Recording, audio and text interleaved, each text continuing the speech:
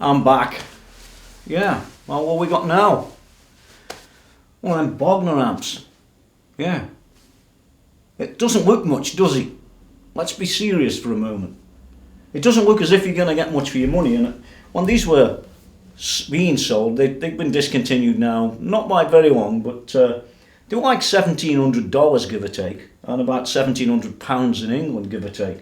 You could get them for about $1,300–1,400. But now you can get them cheaper, and that's why this review's here, because this little amp here is going to tear your skin off. Like I said, there's not much to see, is there? I mean, we've got an on and an off, a low output and a high output, a volume, a gain, an input, and a couple of little switches. There's no tone controls. Oh my God, what's happening? And worse than that for your $1,700, it's got one channel. That's it. Stop or go. Oh no, it's stop or go. Yeah, you'll get it. You know what I mean. So, it's 16 pounds in weight. It's about 7.5 inches by, well, 7.5 by 7 inch by 16 inches, give or take. So you don't really get much for your money. Well, you get a big fat sticker, well, it's not a sticker, a sign saying Bogner that's twice the size it needs to be for the size of the amp. That probably weighs more than the amp does. Some of you might have noticed, my voice is a bit funny. I've got a bad chest at the minute. Look at it. But so you're going to have to put up with that. And I'm going to sound like Barry White by the time the end of this comes up. You know, remember Barry. Anyway, what we're going to do is we're going to have a look inside, outside. We're going to look at the whole thing. And then what we're going to do is we're going to whiz into the studio out there and crank her up. And when we crank her up, you're not going to believe what this thing sounds like. But before that, let's just talk a little bit about why Bogner made this amp and why it's like it is. Because there is a very good reason. If we were back in the 50s, early to mid 50s, sort of period, you'd expect to buy an amp. It might be a 1x12 or something like that. And you might find the controls on it are very similar to this. I.e., there's no tone stack or no bass, middle and treble. There's just nothing. That's it. You get what you get, and that's what you got then. Well, what's that all about? Well, back in the day, they didn't have tone controls. That was the amp, that was it. So what they did is they took the mid-range, the nice sounding bit, and they sort of focused the amp to the nice sounding bit, and then you got that sound. That's a good idea. The only problem is it's a bit limited, isn't it? Because you've only got the one sound. It's not strictly true because you can change your volume and you can change that, you know, that treble killer, you know, the tone switches and things, you know, that rubbish stuff on your guitar. The point is, this amp is voiced exactly where you want it for rock. It's really nigh on perfect. It's got a few switches down here that can change a few things. They don't look like they do much. But they've basically replaced the tone stack. Let's just think for a minute. We're in 2016. What's this guy playing at? Taking all the tone stack out and selling you an amp that's probably cost not that much to, well, it might have, but probably not that much to make for $1,700 or so. What's the advantage of that? Is he nuts? Well, in reality, he isn't nuts. He's a very clever guy with tube amps.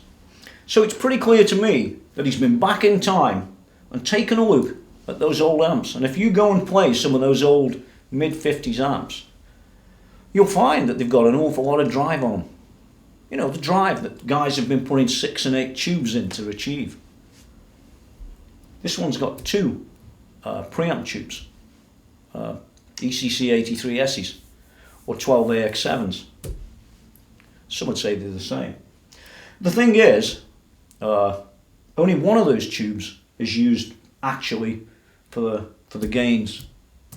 So you can imagine that there's got to be some trick in achieving all that gain from an amp like this. And the answer's simple. There's no tone stack. There's no tone to get in the way and reduce all that juicy juice. Now, I'm sure that millions of these experts on the internet will come up with all the reasons why this thing drives as it does. I don't really care. That's the way it used to be. That's the way I understand it. It's what Mr. Weber says, if you know him. And it's good enough for me. Actually, Mr. Bogner going back and making an amp like this without the tone stack is a master stroke, especially if you play rock. But there's more. And actually these days, the more is less. Because you can't take your 100 watt amp and crank it anymore. Well, you used to be able to until they closed all the venues, you know. So what this amp is when you fling it up, it's 12 watts. And when you fling it down, it's 6 watts. And when it's 6 watts and you push this one over here, for some reason it takes the volume down and drives it even harder. It's all good stuff. It's an awesome amp. And if you back the guitar off, well, it will give you cleaner tones. Notice I didn't say clean tones. They don't exist. In the world of this amplifier, it's called a Brixton, by the way. That's the model, if I didn't say it. Yeah, it's awesome. So what we're going to do is whip the amp out, take a good look inside, see what we can see, and see how well this thing's made. Because for $1,700, it had better be, hadn't it? Hold on, let me whip the chassis out. That didn't take long, did it? A few screws. It's out the case. Man, don't look like you get much for your money. It's not very thick, is it? $1,700, right? What I'm going to do is zoom in. We'll have a quick look at the outside of this thing. Yeah, it's a good idea. So you know what's going on. And then we'll have a look at the inside, which is far more important. Let's get the camera down here now. Hold on. Well, I think we'll cover the front as well as the what's on the top of the chassis at the same time, because there's just so little on the front and the back that you could miss it if you blinked. Okay, so we got this is the power input transformer. The bit you're going to have to change, unfortunately, if the amp isn't in your voltage or you don't want to use a dropper or booster. This one's a BPT-18A5 and that is 117. So that's what it is. You could run it at 110, no doubt. You've got on and off. You've got one of those little lights. It proudly says Brixton. I don't know why he did that. They made one or two different amps of different places' names. This is supposed to be, I suppose it's supposed to be an English sounding amp. It doesn't sound English sounding to me. It sounds pretty evil. You've got a low, standby, and a high. You've got an output transformer. Here it is.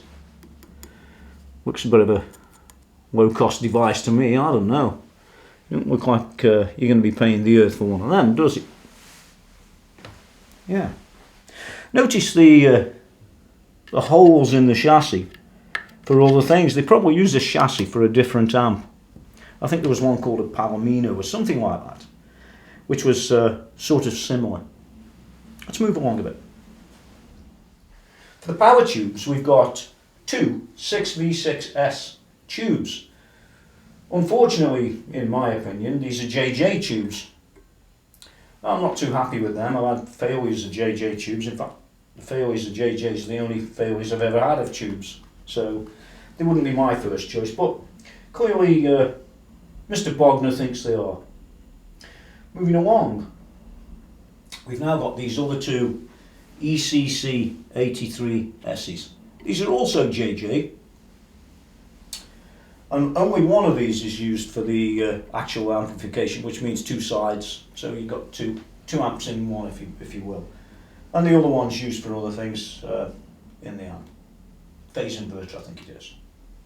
So just from one tube, you've got all this drive. It's just a bit crazy. Well, let's move a bit further down because there's not much else to talk about here. what you've got is a volume control, again, guitar in, and you've got these two little switches down here. Now this one says it's going to voice the amplifier, so that's, you could say that's an equivalent to 3 settings of tones. And this one here is either deep or not. And that's it, basically. That's all you get for your money on the front. A bit scary, really. Let's have a whiz around the back. Just get that out of the way while we're at it. And here we are around the back. Not much to look at either. You've got a power amp in that's been blocked off. There's nothing the other side of that. I've been in here before. And you've got 3 speaker outs. You've got 2 8s and a 16. You've also got useful things like lead-free, Rush compliant. There's the Rush logo. And you've got CE actually on the chassis, which is where it should be. It should be on the unit, not on some cardboard box that comes with it. Not a good idea. It says handcrafted in Los Angeles, California, USA, and I believe that actually, and you will too once you see inside. It's got some other cautionary tales down there. Let's move along a bit. Now then, one interesting little statement is 6V6 or EL34. Now that could be because they use this chassis for 2 different amps. Or it could be that you could put EL34s in there. Anybody that knows the answer to that, yeah, just put some postings down on the text. Should be all interesting for everybody. Behind this, well, that's just covering up a big hole. So the hole was there probably, once again, for a different amp. We've then got basically a HT fuse, which is 0.5 of an amp, and a mains fuse, which is 1 amp. Some more cautionary tales. Then we've got the input. 117 volts, and there's the serial number. And believe it or not, that's all you get for your money. Now an interesting point on this one is the bottom of the amp actually has an aluminium plate held in position with 6 screws, which we're going to take off, so we can take a look inside to see what we get for the money. Yeah, don't look like you get much, does it? Actually there's a bit more in there, so let's whiz that off and then I'll take a close look at how the amp's made. So here's the first look inside the Bogner Brixton. By the way, you won't find many of these on the internet. Nobody sort of pulls them apart at all. I couldn't find a single chassis shown on the internet, and even less for schematic diagrams. So it's all take a look and guess drama. So let's start off at this end and see what we got in there. Okay, well here's the power transformer, and you'll notice that it's got a couple of wires that have been joined together. Now that might be very useful in other modes if you can find the information output. I suspect that this 117 volt amplifier will always be that as long as that power transformer is in there, because Reinhold Bogner has a policy of making it so that you can't pick his amp up, say in America, and bring it to say the UK or Australia. Now I don't like that sort of idea. I think that's one-sided and a good way to fix prices around the world. So if you were going to change this, the fact is, as well as that, there's probably another couple of little bits and pieces, and that's about it. So frankly, you could get one of those made, and yes, you could convert this amplifier. Indeed, at some stage I may well do. If I do, you will see it on the internet. So that's the power supply and the stupidity of actually making them so they're not switchable. The difference in price on the cost side is peanuts. Moving along a little bit, we've got those 2 fuses, and up in the top here we've got the on and off, a little lamp, and the standby and the 2 other outputs right there. In this little section here we've got really capacitors that probably smooth out the power when it's come in. Be some rectification kicking around, which it is down there, and through there and off towards that way in the amp. All pretty boring really, but it is nice to know that at least the Sprague brand, they're a decent brand. In fact, everything you see inside this amplifier is a decent brand of component. Let's move along a bit. There we go, the next section. Well, you can see these are the power tubes, and we've got SOZO capacitors around them. Now you might find that between this point and that point there, you might be able to do the biasing that's adjusted just there. However, that might not be the point because nobody actually tells you. There's no schematics kicking around or anything else. Another interesting little point is if you take a look at that wiring down the back there. Can you see how neat that is? Well, that's not neat just because they like to have the amplifier neat. That's neat because, and wrapped around itself, because that's one way of being able to enhance the tone and move those wires around in a tube amp to get a particular tone. Sometimes. That may specifically not be the one, but that is some of the things that they do in tube amps. I'm sure the experts will tell me different. Who cares? Let's move along. Okay, well what we have now is we have the volume pot and the gain pot. We have the switch here, just at the top, this one here, that looks after the voicing. When it's in the centre, that's the standard voice. Push it this way, it's one, and that way it's another. And then we've got this other one, this deep switch, which is either on or it's off there.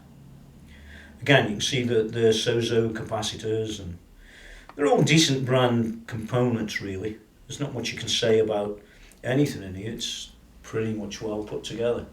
Pretty good. Clearly, they've done a bit of work there. The capacitors and other bits and pieces to make a circuit. It's quite interesting how they've done this. If I move along a bit more,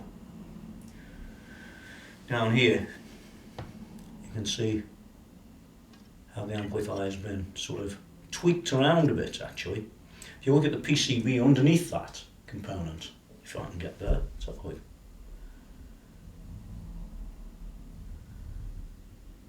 You can just about make out that it should be one component there.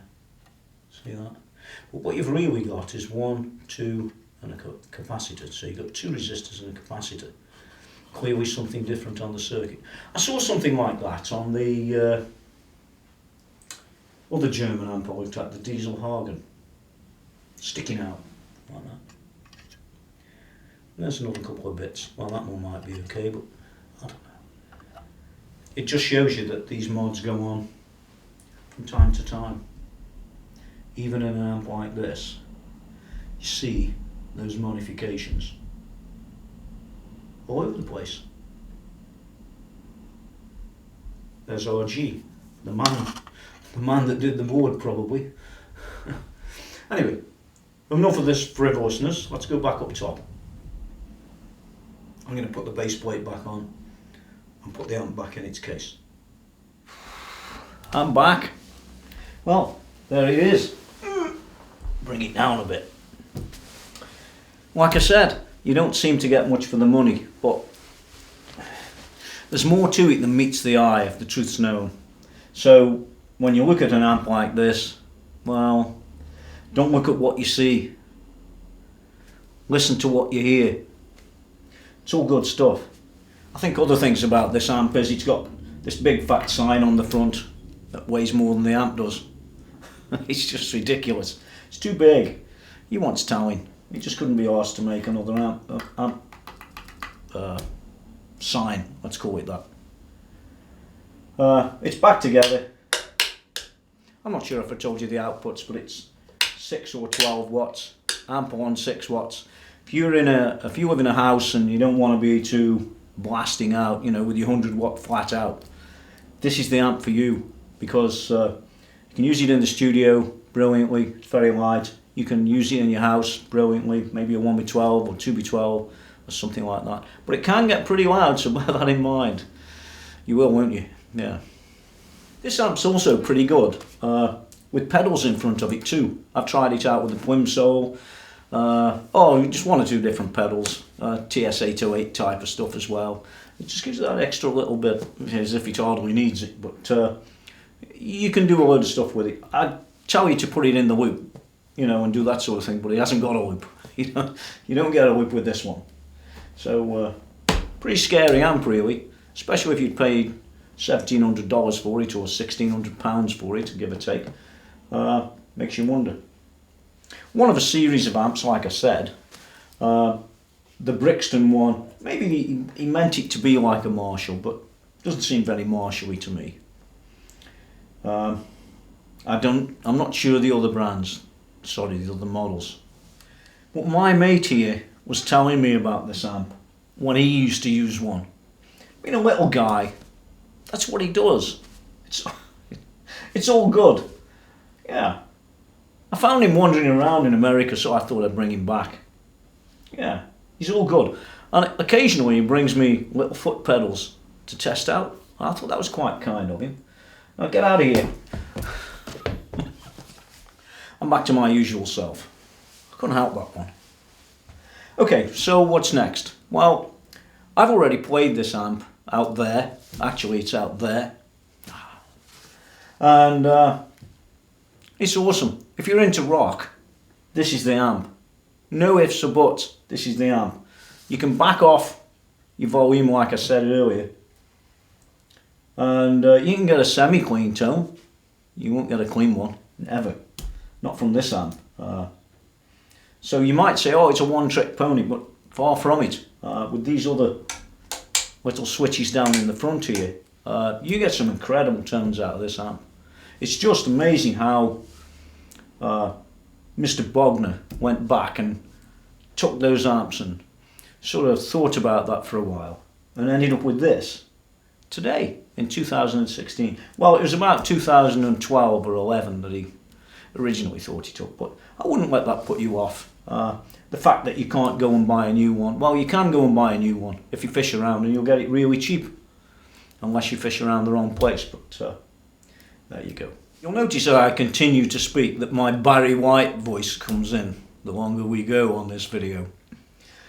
I've got a bad chest, it's just, it's crippling, man. So, let's rate this thing. Yeah, let's give it a bit of a rating, because I don't regret buying this amp, even though it looks as if I'd be nuts to buy one.